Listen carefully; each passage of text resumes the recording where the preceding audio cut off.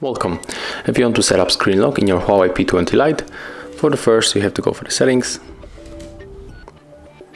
Right now let's scroll down and tap on the security under privacy. Go for the lock screen password, tap to set lock screen password, and right now we are able to set up the 6-digit PIN, but also we can change the unlock method. And I'm going to pick up the pattern, for example. So draw your pattern, then draw it one more time. Click done.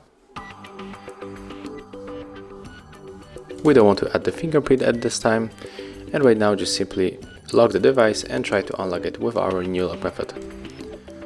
Thank you guys for watching, leave thumbs ups, comments and subscribe to our channel.